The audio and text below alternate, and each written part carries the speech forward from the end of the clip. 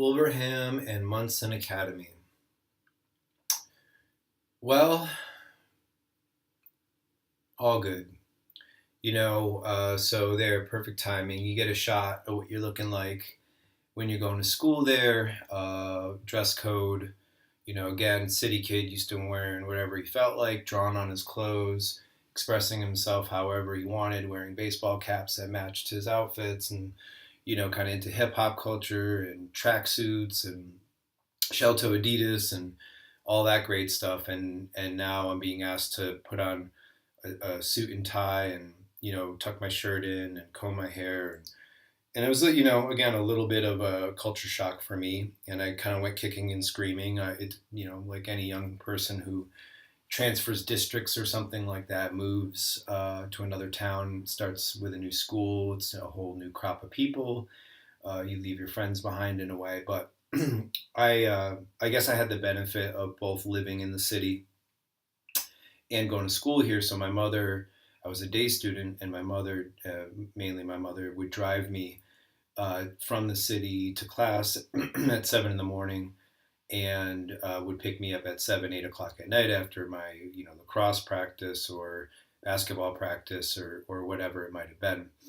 And so you know it was a commitment made on all parties' behalf, and one of the hitches was that this school was making investments in kind of developing a legitimate art school.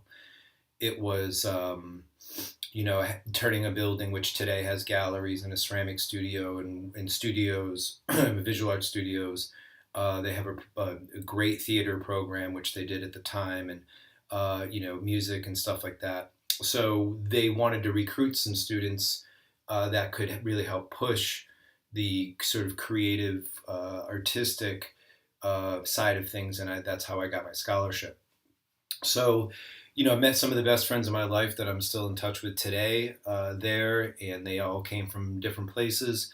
This is even though I grew up in a very diverse city, miles down the road. This was, meeting people from Asia and Africa and Central America, South America, the Caribbean, you name it. These were, sort of, dignitaries, kids, high profile people, the CEOs, wealthy, so on and so forth. And there was a very small handful of kind of local students who, couldn't just afford to pay. So it was, I kind of connected with those guys kind of immediately. Some of them I already knew, oddly. And for 6 years, I went to the school and graduated, and played football, played lacrosse, was senior class vice president. But also the backside was because I was poor, in their eyes at least poor. Driving up in a rusty old van versus a nice Mercedes or BMW, knowing I didn't have money to do things on the weekend, knowing I wore hand-me-down clothes. I kind of bore the brunt of that, being made fun of and called names, and knowing I couldn't really fight back because I'd lose my scholarship. So, a little bit of mixed feelings. I got injured pretty badly a few times playing sports in high school, and there's no takeaway other than, good luck, pat on your back, your family pays for it. I was being recruited to play potentially like, D2, maybe D3 most likely, lacrosse, and not to say I would have made that choice, but I love being athletic and running and playing, and grew up doing it, and because of some of the injuries I took in high school, I've never been able to do the same. So the parallel was that I was still living in the city, and on the weekends and on nights and definitely summers and vacations, I was back home in the city, and another group of friends and another group of situations, a whole different environment. Sometimes the two would overlap. Sometimes the two would actually clash. But I'm not blaming it. Made my own choices and put myself in situations that I put myself in. And right before I was accepted to Syracuse University, as well as a few other great colleges and universities that I would have been happy to attend. I got myself wrapped up in some nonsense over the summer in Cape Cod, and myself and some friends, were in a situation where it took me taking a firearm and, using it to ward off a real serious threat, let's say.